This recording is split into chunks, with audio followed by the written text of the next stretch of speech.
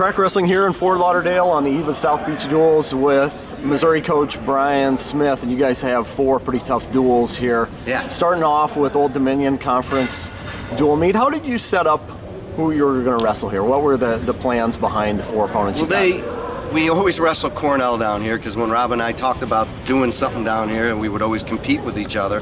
We had competed at home and aways every year, so Cornell's a given, and it always happens to be the 4th match, so it's our last match of the weekend. But the last couple years we've wrestled Kent State down here as our MAC duel, and this year Stevie said, hey, can we wrestle the duel down there? And so I said, that's fine. So it just happened to fall in place that way, that we have a MAC duel again in the first duel, and we'll have Cornell last, and then they just pick a couple opponents. We wrestled Lehigh here last year, and Pat and I, we actually had our teams practice afterwards, and it was pretty cool. We hung out, and our kids rolled around a little together at an open mat type thing, and this year, just getting them on the schedule again, it's good. They're a very well-coached team and competitive team, so it gives us a good look. How would you assess the season for you guys up to this point? Probably just becoming a more patient coach. You know, it's a younger team, less experience. We're redshirting Elam and few other guys, so it's just, and we have some young guys that are stepping up as freshmen and a lot of sophomores in the lineup, so it's just that they're over that where they're not a freshman but they're in their sophomore season, and we need to see growth, and we are. But as a coach, I have to remind myself, and it's a brand new coaching staff, you know, besides myself, that it's just reminding each other that these are younger guys. We got to be patient with them. We got to have to get them to keep believing what they're doing, that this is going to work. This process is going to work, and getting them to buy in. We lost a couple tough duels earlier in the year, and we've been holding out Grant Leith a little just to keep them healthy throughout the year. So we lost a couple duels to Illinois and Virginia Tech. So it's frustrating because we don't lose too many duels. I think in the last 2 seasons we lost 1 duel, so this year we already have 2 losses. So the sky isn't falling, but we're doing well. I think when I see the progression of the team getting better and growing. You mentioned Zach Elam redshirting this year. It's just a traditional redshirt, correct? It's not Yes. Olympic. Yes, What went into that decision? Well, last year he was like 217 to 220s, and he's tall, so sometimes people think, oh, look how big that guy is. But he would come off the mat sometimes from matches, and he would just be like, God, I just feel like he's pushing, this guy's stronger and bigger than me, and he was young. He was a true freshman last year. So when I looked at the season that, you know, we had people taking an Olympic red shirt and then other people just still needing to develop, and we were younger, that maybe we should just sit this year, and then his brother Rocky comes in and they'll be able to overlap for 3 years then. So it all just kind of, I sat down with him and said, why don't you just get bigger, and you want to go in the Open, which he did, and he placed it at the Open last week, and he's going to go wrestle in the Midlands tomorrow? I think it starts tomorrow, so he'll be wrestling up there. So it gives him an opportunity to have that red shirt year, grow. I think he's up to 245 now, and he's putting on some size. It's giving him, it's the first year that Dom's on the coaching staff, Dom Bradley, and he's really getting that one-on-one time with Dom and working and getting better because they're training together for the Olympic run here. So it's been, for us, seeing the growth that he's getting, the confidence that he's getting, it's a great year for him. Grant Leith, you mentioned him. What goes into preservation of him with given his injury history and trying to, do what you got to do to get him ready for March? I mean, some people would say, hey, you got to wrestle the kid. He's on your team. But he's had 3 season-ending injuries. And with last year's shoulder injury at the Vegas tournament. So we really only put him in 1 match in the whole month of November. And here in December he's had a couple, but it hasn't been that many, so he'll get 4 matches this weekend, 4, maybe 5. We may put him in an extra match, but we've got to be careful, just knowing that this kid has been through some tough injuries that we don't want it to happen, so he knows how to wrestle. Let's have him ready for the end. I need him in March. And I have to remind him that because he wants to go. He's a hard-working kid, too. So it's one of those kids you have to pull the reins on, too, because he wants to go and do extra things, which is a great quality. But, I also have to remember we got to keep him healthy and that March is the most important time we need him. You got an overhauled coaching staff this year. How have the pieces fit together with those guys coming in? Awesome.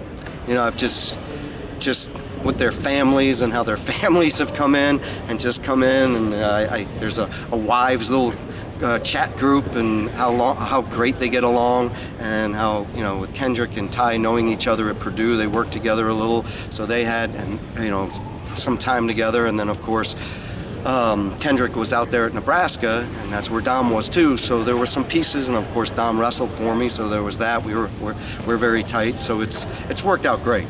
It's at this point in the season, I couldn't ask for any more. They just have, the guys love them. They fit in great. The technique, is it different? No, it's a little bit different. There's little tweaks to things that they show, but it's just like, I think like for some guys, the light bulb's going, oh, I like the way they're doing this. And there's that new energy in the room, and it's not that the past coaches didn't have that, it's just they get to see some new things. It's like getting that new present or something. You get that new look. It's something new to play with, and they're having fun with it. You grew up in this area, right down the road. What was it like growing up from a wrestling standpoint in Fort Lauderdale, Florida, with, there wasn't the visibility of college wrestling probably at that point, and you probably didn't get a chance to see a whole lot of college wrestling, but wrestling is starting to thrive down in this area of the country. Can you compare and contrast what it was like then versus now? It's night and day. I remember there was only like one, maybe two clubs around the area. Now there's a ton of them. Kids are wrestling year-round all the time. It's the quality of wrestling from Florida. When I go to the Ironman and watch some of these teams up there, to the Beast, this weekend the knockout tournament was going on. I was looking at the teams competing and all the nationally ranked kids, and Florida's kicking out good kids. So it's different from that sense, that the quality, because of the clubs and just how much. But I also think it's the video and the amount of wrestling they get to see from video on live wrestling, that if they're not here, there's kids all over the country watching this event, or watching the Midlands or the Scuffle, and watching dual meets constantly, dual meets on TV or on video. We didn't have that. We would get the amateur wrestling news and open it up and look for dual meet results, so you didn't get to see a lot of it. My first college duel that I got to watch was the one that I was in when I was starting my true freshman year for Michigan State. That was a new thing for me. I'd never been to a college duel meet. So I got to see some open tournament with the Sunshine Open, where I got to see some college wrestling, but other than that, my first college match was the first college experience for me. So it was very, very new. When I got in a college room, it was very, very new.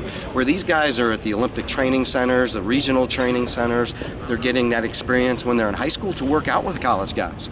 And so there's guys on my team from the Elams, Rocky and Zach, to Jeremiah Kent that grew up, and the other guys from Tolton. All those guys have grown up and they're coming to our RTC practices, so they're getting to work out and learn and be exposed to the college room. I never had that. I was not exposed to any of that. It was just trying to figure it out on your own. So I was going to ask, how did you find your way? How'd you get in? You know what? I didn't want to wrestle. I was a football player, so I was doing it because my dad was a football coach in high school, and he said it would be good for football if I went and wrestled, because I was going to go out for basketball, and just fell in love with it in my sophomore year. Made it to the state and didn't even place, but I was right there in some close matches with the second and third placer, and just decided I'm giving up football. I'm going to go full go at this. And I would spend my summers in Long Island, New York, with my cousin, who was a Division II All-American, and learning from them, working for them all day, and then at night learning how to wrestle. And I would grab people constantly and say, teach me how to wrestle. High school coaches to clubs, I'd find clubs. I remember I was telling my kids, don't do this, but I would hitchhike to get to clubs, because I moved down here to live with my grandmother, and my family was still in Orlando, to be coached by Randy Miller, who was one of the great coaches down here. So I just became possessed or obsessed with it, and wanted to find good people to be around and to work out with, and I had to play catch up, and I did. It was amazing the amount I learned in those few years that I only wrestled for 4 years in high school, and got the opportunity to go to Michigan State. How often were you hitchhiking? Every once in a while when I didn't want to spend money on the city bus or couldn't get a ride with a teammate, but I wanted to get to club practices, and I found a way. When kids give me excuses today, I'm like, you know what? The ones that want to achieve will find a way. And I'm not saying you need to go out and do that type of stuff, but you can find ways to be successful. And I think kids sometimes come up with excuses why they can't do it. Tell me why you can't. How am I going to get there? Find a way. There's somebody that's probably driving out there. Call them up. And so I was that way. I met people at tournaments and would be picking their brain. And a kid said to me, why don't you come down for spring break and hang out in Fort Lauderdale? And when my family was living, and I did. I took my whole spring break, went down to Fort Lauderdale, and next thing I know, I told my parents, I want to go to school at St. Thomas because there's something special going on there. The guys, the coach, the kid I'm working out with, Vic Blasucci, he's unbelievable. I want to train with him. And next thing I did, I said, I'm going to school there and live with my grandmother who was living down here. And my family was unbelievable to back me on that they knew I had this vision and this dream to get better, and I was working at it, and they kind of let me go with it. And sometimes I step back when a kid comes to me and says, hey, I want to do this, or I think I want to be this or that, and instead of, we can sometimes crush the dream and say, you can't do that, you're not good at that, and I wasn't good at wrestling, but they were like, if that's what you want to do, go do it, and we'll support you. So. What was it about wrestling that hooked you? I think it was in football, it's that team thing where you got to get everybody on the same page and doing it. Where in wrestling, I love to work hard, so I'd be out in the yard throwing and practicing the option and doing all those things. But a lot of the teammates wouldn't. They'd be like, hey, I don't feel like lifting today and this. But when all of a sudden I found this group when I started wrestling, and this group of 4 or 5 guys wanted to be really good, and they're like, we're going here, we're going to tournaments, and we're going to these camps. And I was like, man, I like this. And I could do things on my own without them. I could run, I could lift, I could read books and watch videotape, and I could make myself better. And I realized everything I did with that, and I kept seeing the growth, that I was getting better. And I would step on the mat, and there was nobody to blame but myself. And if I was behind, where I was still getting beat by people, I would just get back in. I bought my own mat to put in my garage, and I would get to work. My dad would come out there, anybody that I could drill with and working on things. So I think it's the fact that you can, whatever you put in, you're probably going to get it out of this. I put an enormous amount of time to get better in the 3-4 year stretch, and then it continued from when I was at college. I remember meeting with Pat Melkovich every morning and just before he had like racquetball class and saying, I want to do extra drills, I got to get better and better. And I'm still the same way. When I'm with these coaches, I want to learn what they're doing and I want to get better. And when that day stops, you're going to see Coach Smith not being the coach at the University of Missouri, because if I don't have that passion to keep learning and getting better, then I shouldn't be doing this. So how did the relationship with Michigan State begin? How did you get on their radar? How did they get on yours? By transferring down to St. Thomas Aquinas, the wrestling coach at Aquinas was Randy Miller, who was roommates and teammates with Pat Melkovich. So that was my tie-in. So I was on the team with Vic Blasucci and another kid from Naples Lely High School, Jeff Mastari, who ended up being my roommate and teammate at Michigan State, was a top recruit down here. And they had already visits set up to Michigan State, so I was the new kid transferring in. I had won the state at Oviedo the year before and transferred in, and I was working really hard, and Randy just told Pat Melkovich that, hey, you ought to look at this other kid. He just came in, he's a worker, he loves it, and went up there and just kind of hit it off with Pat and ended up choosing Michigan State. My other choice was Coach Shakatano at LSU. Loved it. It was warm, just like down here. I told the team, they're like, why wouldn't you go to LSU? I said, I'm fortunate I didn't, because they dropped the program 3 months after I would have signed.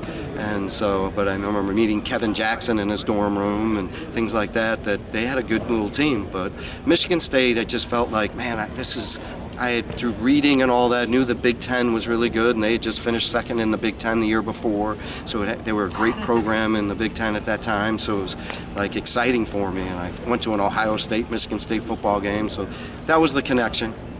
I mean, at one point I was going to go to Pitt and wrestle for Jack Spates, because when I spent my summers in Long Island learning from my cousin, he went to Smithtown High School. Well, Smithtown High School is where Jack Spates went to high school. So that was when you tie in, how did I get tied in with Jack Spates? Jack Spates wrestled at the same high school as my cousin.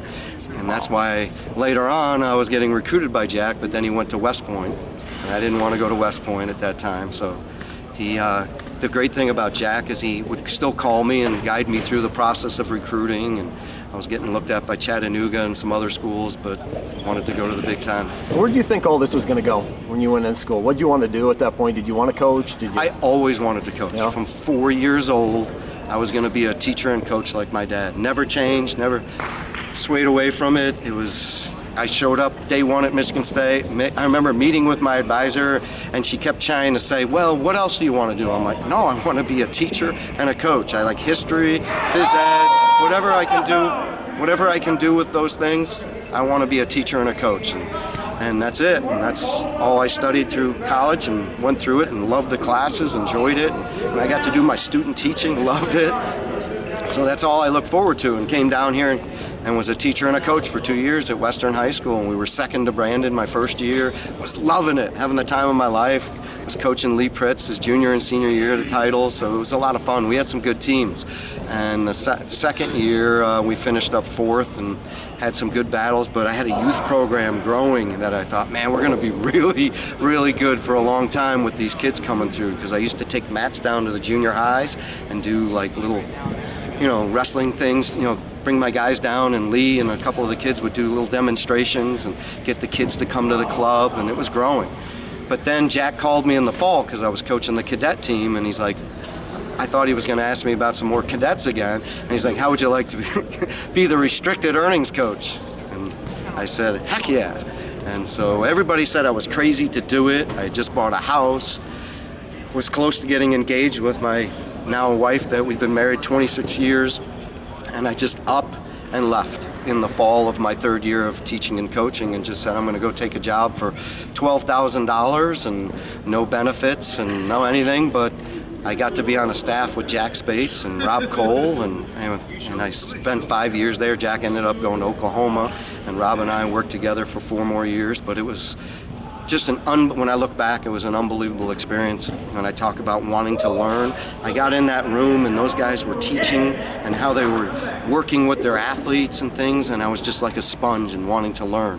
And all the other assistants that would come through, and just I always wanted to learn, and picking people's brains and writing things down. And I've just always been that way, wanted to be a coach. Learned that from Pat Melkovich too, who came from the great Melkovich, his dad being one of the great Ohio coaches. I remember him telling me a story, Brian, you want to be a great coach? When I was working the camps at Michigan State, I want you to get in the hip pockets of the great high school coaches. I'm going to point some of them out. Be with them at the session, be with them at the cafeteria, be with them walking back and forth and asking them all sorts of questions and just observing them, writing notes, how they teach. I wanted you to give me that, so I would do that. I would take notes and do that stuff and pick their brains. And these coaches are like, who is this kid? But that was just me. I always wanted to be a coach, and I'm the same way. I'm still writing notes. When we finish this trip, I'll write notes on how can we do this trip better, and how can we, what can we get better as a team as, and what can we do better food-wise or sleeping-wise. And you can always get better, and that's just, I'm a little weird with that, but it's just something with the organizational things, and I think is an important part of coaching and growth too. How are we getting better in every facet of the program?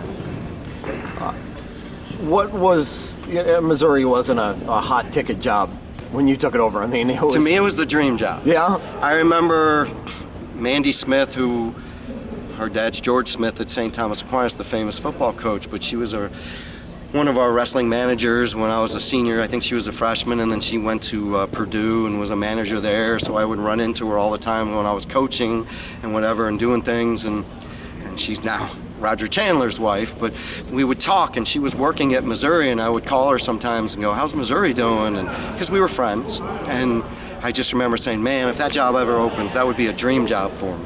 And it just happened to be that it did open, and I got an opportunity, and must have said something right on the interview, and they hired me. But they were looking for somebody at that time where I don't know if today Brian Smith could get the job at Missouri, because it's a different mentality that Missouri has in administration. To back then it was like, hey, will you raise money, will you do this and not get paid a lot? and your assistants aren't going to get paid a lot. I remember Pritz came with me and he was getting paid nothing, and so we raised money for him, and he was the second assistant. But we found ways to make it work and grew the program. And I just remember saying to myself and the guys that were working with, Bart Horton and Lee Pritz, that we'll get better at this. We'll keep growing, and we'll get better, and the kids are going to get better, the recruits are going to get better, and the administration, we're going to make them want to love this program. And I feel like that's what we've done. But it's not easy to maintain it. And you got to keep bringing the right kids in and having the kids doing the right thing off the mat. It's a challenge. It's definitely a challenge as a coach when people say, what do you do when you're not coaching? I'm like, when's that? When is that? Missouri now wasn't Missouri then, though. I mean, two totally different animals. Yes. You're talking about, like, in the Big 8, it was the Big 4 and then the Little 1, with you guys being the Little 1 when you came in. What made it a dream job? Just the challenge that I saw what we were doing at Cornell, you know, David Hirsch winning a national title and kicking out All-Americans at an Ivy League school. And I just thought, here's a state school that has good in-state wrestling.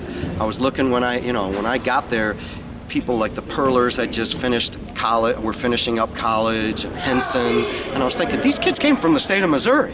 These kids would stay home, and there were other, Scott Schatzman, and Scott was actually he graduated from Northwestern and did his law degree at Mizzou, and I got him to help out on staff, so I was finding people to come back and help. So it was like, when I talked to them, they said, it just wasn't the right program at the time, and I'm like, well, how do we make it right? And I would just pick people's brains on what had to be done right. And besides, I had what I wanted to do and how kids were going to be treated and how things were going to be done, our philosophy, and the early years of Tiger Style and what we're going to get kids to believe in this, and there's a process of what we're going to do. And then just not only that, but finding people that love to compete. And when I first got there, there was nobody in the practice room in the summer. When I took the job, I was like, where is everybody? And now everybody's there year-round. They're training and living and working together and living together, doing things together, and getting on the mat and wanting to grow. And they're injured, they're in the film room getting better. There's always kids that these young men are doing things to get better. And it took years to get to that, to get kids to buy into that, but we have it now. And so there was a difference that we had to get a culture of wanting to work and that growth and finding people that, like me, that I want to find people that are very competitive, that want to get better and want to grow in the sport, that love it. If a kid tells me, I'm just not sure and this, I don't want the kid. And it's the same thing with an in-state kid. I love kids when they say, man, Mizzou's my dream school. I want that kid there. And I hear more and more of that. When I first got there, it wasn't that way. Kids, we were the safety school for Missouri kids that were looking outside. They were looking at the Oklahomas, the Okie States. They all wanted to go outside of, and I knew we had to turn the corner. And beating Illinois in the 4th year was a big deal. And then I think it was in the 6th year upsetting Oklahoma State in a high school gym in St. Louis that was sold out. Those were big turning points in the program where you could actually see the work that we were doing day in and day out, and it happened out on the mat where we got that big win, and Missouri kids were in the crowd that were 8, 10, 11 years old. Missouri just beat Illinois, Missouri just beat Oklahoma State, Missouri just beat Oklahoma. And wow, Missouri kids are doing it too. And you'll see, there's a lot of Missouri kids in our lineup, but there's a lot of good out-of-state kids too. The pipeline started from Wisconsin with Pell and Askren coming in and other kids coming then from there, and now we have 3 or 4 kids on the team from Wisconsin. We have good ties with Illinois, and so we've had a lot of success, and that comes from years of doing things right, that I've developed good relationships with high school coaches, and coaches know what's going on in our program. Kids are being developed. They're being developed on the mat because they see, we don't always have the top-ranked recruiting classes, but kids come in and want to work hard and develop. It isn't always the top-ranked kids that end up being the best. There's a good chance they will, but we find some hidden gems out there that not disagreeing with the ranking systems all the time, but I find some kids that get overlooked that I'm like, this kid has the work ethic and he's got some good talent and his ceiling is so much further away. Jeremiah Kent was a one-time Missouri champ. When I signed him, he didn't place in the state as a junior, but I saw his work ethic and I saw his ability and where he could be, because he had only been wrestling 3 years like I had, and I said, this kid's hungry. Now he's starting for us as a freshman, and he's probably ranked somewhere in the top 20, and he's got some, his ceiling still has a ways to reach, till we reach it, but it's fun to find kids like that. How much of your evaluation is, like, if you could divide it up by percentages, how much would you say is on Missouri kids in recruiting? Well, like when I brought in my new staff, I said we have to keep the best kids home. And if you look in the last decade with the Alan Waters and the Don Bradleys and the Drake Hodeschultz, I could go on and on to the kids that are on the team right now, from Brock and Jarrett and those guys that are in our lineup right now that are in Elam's. And if we keep the best kids home from Missouri, we're a pretty darn good team. We've been in the top 5 or 6 in the country the last 5 straight years because we've had a good nucleus of Missouri kids. But those kids now go out to national tournaments, they're out at these national camps, going to the OTC, and they're meeting these other elite kids, and they're getting to know them. And so they're going to go out and reach. They're the Pied Pipers. They're going to go out and bring those other kids and say, hey, this kid's interested in Missouri too. He's from Michigan or he's from Wisconsin. We should recruit him, coach. And they become my recruiters too. So if I can keep the best kids home, that's, if you're going to say if that's your first, that should be our first priority. Because if there's a good Missouri kid, I should keep him home. But we do go get, if you look at our team, it's probably about 40% being out of state. So we do go and get some good kids out of state. You mentioned you're still learning. You're always trying to learn, and you're always taking notes. And you guys have been such a model of stability and consistency and smooth waters. To drop a couple dual meets and have Ironman leave in the first semester, it's probably been one of the more turbulent semesters maybe of recent years for Missouri. You mentioned early on in this interview, the sky isn't falling. No. What notes have you taken? What have you learned from the first semester that can help you moving forward? I think it's as a coach, and especially in this sport, but my dad was a football coach, that you're teaching your athletes there's going to be adversity in your time. Yeah. That's how you deal with the adversity. Is this the worst thing it's not going good? Or what? When you first look at a duel, all you think about it, or you think back to some tough things that happen, you always think of, things that happen, you always think of, man, remember that loss or this or that, and you don't think of the good things that happen. So when you walk out of a duel meet that you lost, you're always thinking, oh, here's all the things we need to work on, and you're focused on it. But what good happened too? And that's something that I've learned to do. That we'll look at the problems that we've had, but then it's what also went well, and we'll make a list of that. And it definitely changes your body language, and when you're thinking, even when you're talking to your kids, that hey, here's some things we also did that I'm really proud of you after Virginia Tech. These are some things, and we got to keep doing this, because what you're doing is you're telling them, hey, here's the things we got to do more than that over there. But if you just harp on the negatives and we didn't do this right, then it can bring the kids down. And it's something I've gotten better at as a coach. That yes, we lost some duels, but it's not the end of the world. And we're going to get better. Do we have talent in our room? Yes, we do. I mean, we went to a tournament a month later, and we beat a Wisconsin team that is ranked really high. And they had their starters there, and we had our starters there, and it was some really good battles. They had 5 champs, we had 5 champs, and it would have been a really exciting duel meet. And I said, man, that's one of the first times we really had our whole lineup together. So it was fun to see that we're progressing, this young team's progressing.